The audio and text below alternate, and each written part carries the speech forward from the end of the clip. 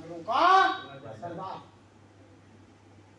यानी कुंजस्थला वहां जाकर के जन्म लेती है, और जब जन्म लेती है तो वह कुंजर नाम का बंदर बहुत ही विशाल, बहुत राजा, बहुत धनाढ्य था। यानी बंदरों में भी धन था, लेकिन तो वहाँ जैसे वाली और सुग्रीव बनाए थे तमाम वो था।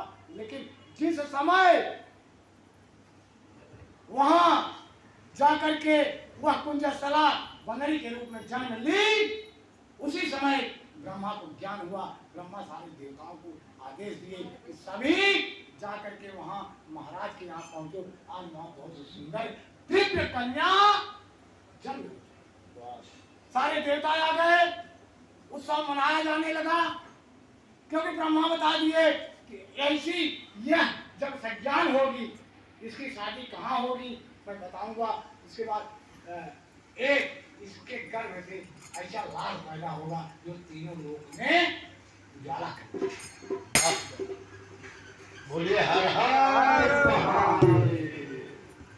ब्रह्मा भी आए, विष्णु भी आए, केवल शिव नहीं आए थे, सारे देवता आए। नदियां जो थी वह अपने ऊपर सुंदर तरल तरंगे कर करके वहां दीप दान करके खुशहाल थी। जंगल वन कुवन जो थे वो भी दीप दान करके खुशहाल थे, क्योंकि राजा कुंजर जो बानरों का राजा था वहाँ उत्सव मनाया जा रहा था।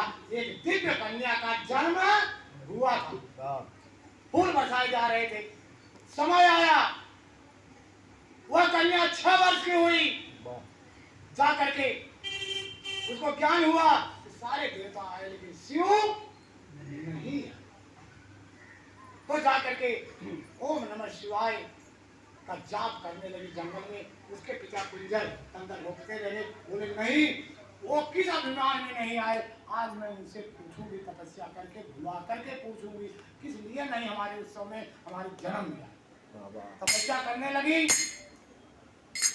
वो तपस्या करते करते यहाँ पुराणों में 7000 वर्ष बताया गया है, लेकिन कहीं कहीं पुराणों में 700 वर्ष बताया गया। पुराण है, क्योंकि तब उम्र भी बहुत होती थी। वो सतयुग था, त्रेता तो बाद में आया, त्रेता के बाद द्वापर आया, द्वापर के बाद कलयुग आ गया। लेकिन वो सतयुग था, वहाँ लाखों लाख वर्ष की आयु होती। तो तपस्या करते करते भोलेनाथ प्रकट हुए। जब प्रकट हुए तो वो बोली, अब केवल इतना हमें बताइए प्रभु भोलेनाथ, आप हमारे उत्सव में क्यों नहीं आए। बोले पुत्री, कुछ ऐसा कारण था इसलिए मैं नहीं आया, लेकिन उसका मैं भरपाई करूंगा। अब कहीं कहीं पुराणों में ये बताते हैं कि जिस समय पुत्र कामेश यज्ञ अयोध्या में चल रही थी, तो खीर जो है कुछ चील लेकर के गई, और चील लेकर के गई तो अंजना माता तपस्या कर रही थी, तो वहाँ गिरी तो वही दुर्की से वहाँ देते हैं। और कुछ का पुराणों में उल्लेख है, जिस समय भगवान विष्णु मोहिनी रूप धरे थे और वहाँ पुरुषार्थ भोले बाबा का गिर गया था, देख कर मोहित हुए, उसको ले ली। लेकिन कई पुराणों में कई जगह मिलता है, लेकिन वहाँ भोले बाबा बोले ठीक है, अब तो मैं पुत्री कह रहा हूँ, लेकिन एक दिन ऐसा आएगा कि मैं अपने अंश से तुम्हारे गर्भ में आऊँगा और माता तुम्हें बुलाऊंगा।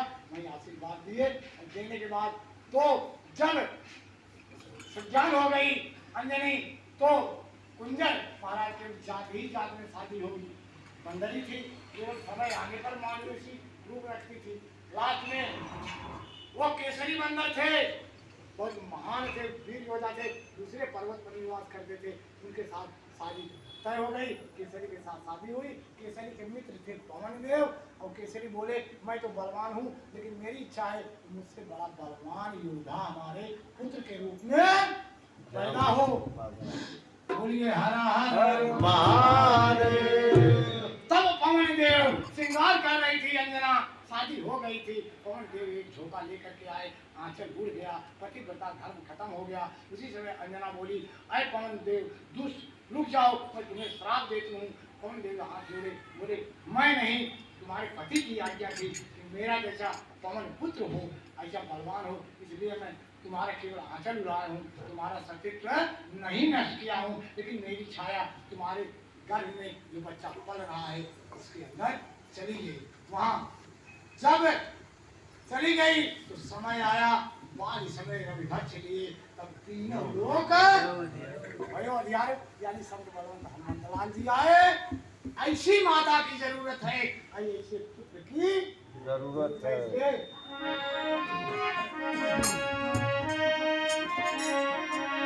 तो बजरंग बली जो रहिया तोहार बाबा बजरंग बली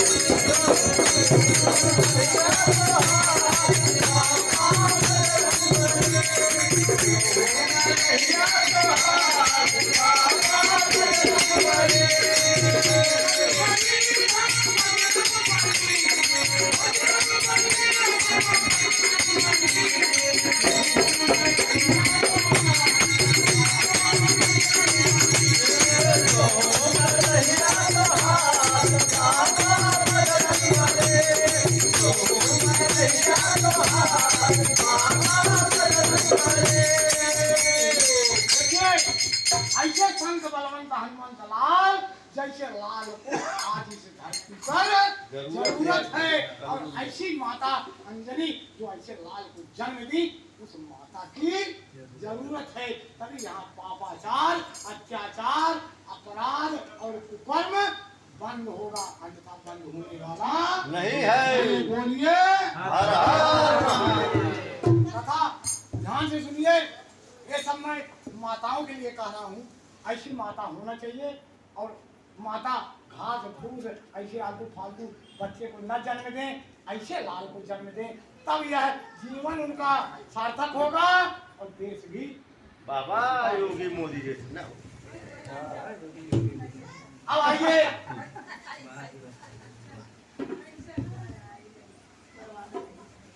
वाह। ये बोला था, बोला ये तो शांत भाई नहीं जीवन का मांगू।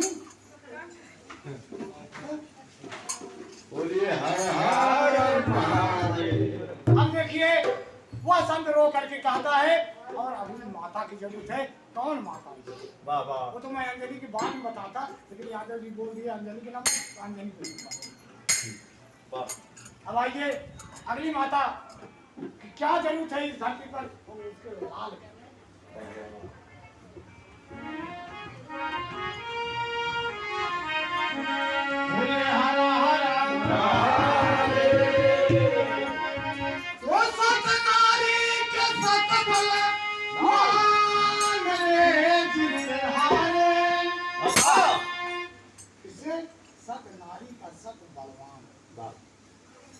अगर नारी है उससे भगवान हार जाते हैं, लेकिन अगर सत नारी है उससे भगवान भी हार जाते हैं। सत नारी के सत बलवान रे जिसे हारे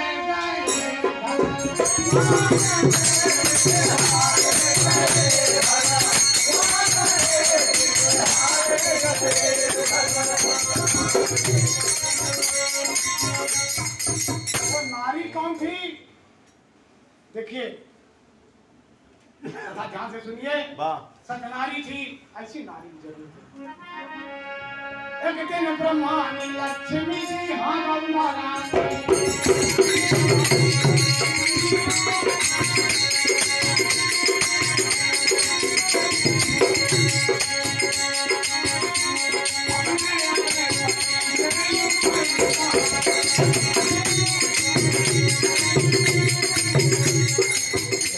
ब्रह्मानी लक्ष्मी और गौरा रानी अपने अपने पति से करके जान लीजिए पहुंची है